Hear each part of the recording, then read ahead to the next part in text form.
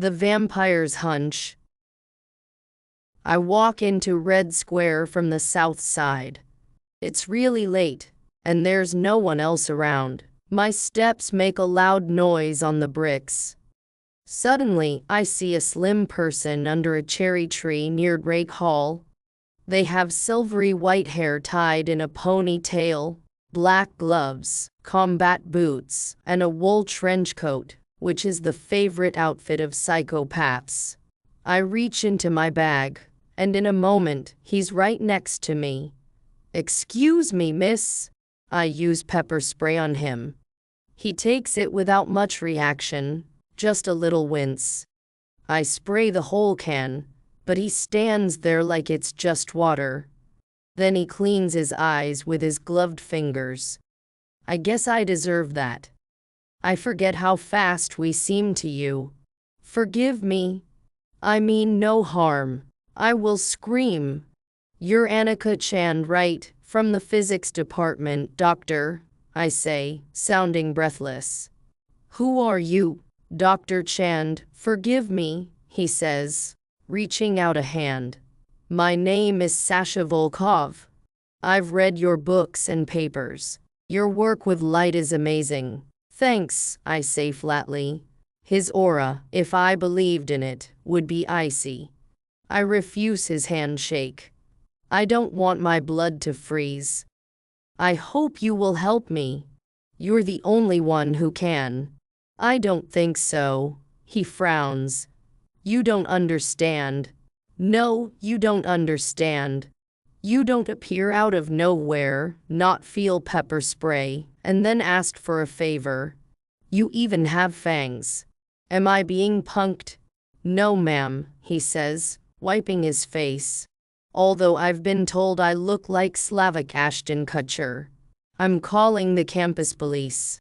Please hear me out. Look, I'll show you." He walks into the moonlight and disappears. His outfit is visible, but there's no one inside. I start to scream, but the ridiculousness of it makes me laugh. "Very impressive, bravo. You see," he says, "we can vanish under direct light.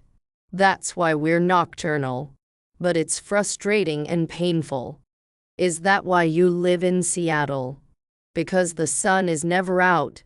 "Yes, exactly." He talks about some quantum interference and being different, and I decide to help him. In the lab, he wants his picture taken.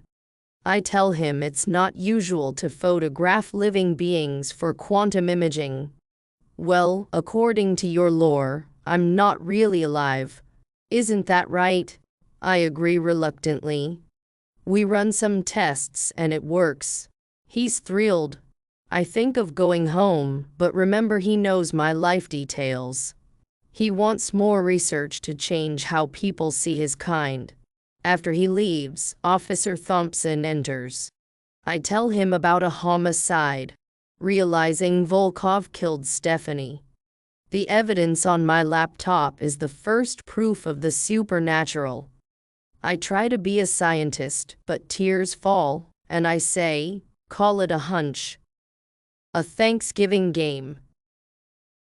It's that time again. Kevin's family is gathering for Thanksgiving dinner. This isn't your typical family gathering though. Every year, it turns into chaos with arguments and fights. Kevin knows he can't skip it, even though he wishes he could. The last person who skipped this dinner ended up missing, presumed dead. Arriving at the old house, Kevin feels uneasy. The family home looks ordinary from the outside, but the horrors of Thanksgiving night lurk within. As he steps inside, the tension is palpable. The family members are on edge, fearing that any slight inconvenience could lead to a disastrous outcome.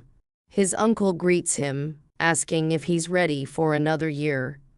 Kevin nods, but there's an underlying fear in everyone's eyes. The family sits down, and the annual arguments between Kevin's older brothers begin, echoing through the house. The atmosphere is tense, and everyone can sense it. Kevin looks around the dimly lit room with its old furniture and the familiar fireplace. His father, tired and tense, instructs everyone to work together this year. Kevin's uncle suggests establishing a pecking order, but tensions rise further. Suddenly, the television screen flickers to life. The familiar digital figure appears, welcoming them to another year of the deadly tradition.